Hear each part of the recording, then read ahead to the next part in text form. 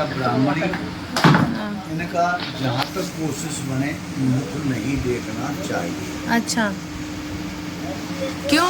बन जाए तो इनके चरणों में ध्यान करना चाहिए बेटा।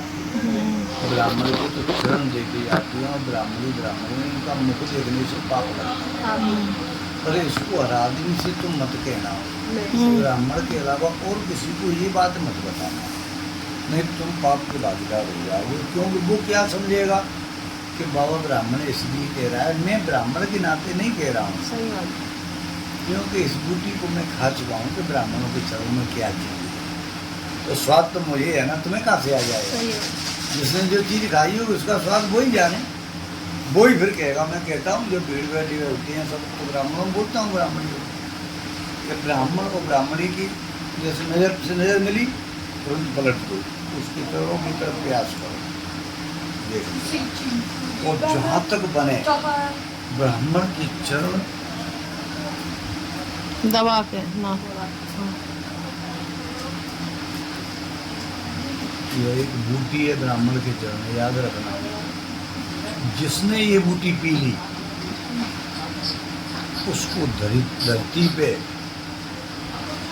किसी भी तरह की कोई चिंता उसका सामना नहीं करेगी। चिंता जल के भस्म हो जाएगी, राख हो जाएगी। साचे मन से ब्राह्मणों को चरणों से प्रीत करने लग गया।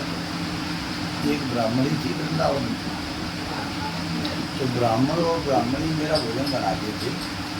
ये 25 साल पुरानी तुम्हें बात बताता हूँ।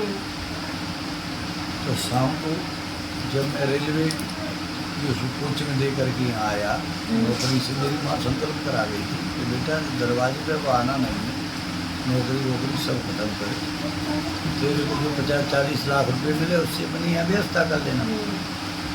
तो मैं 8 साल तुम्हारे गृहस्थी की वाणी में भी यहाँ रहा हूँ। तो ब्राह्मण ब्राह्मणी मेरा भोजन बनाते थे, उनको दक्षिणा देता था। फिर उनकी बेटियों की शादी में पूरा दिया। फिर उनको मैं 3 मकान बनवा के दिए।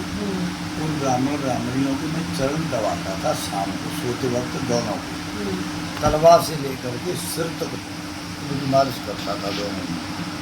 फिर मेरी बहन करती थी, कभी आती थी, मामूली बहन है, एक हरियाणी की है, और उनका पूरा खर्चा हम दोनों देने लग गए।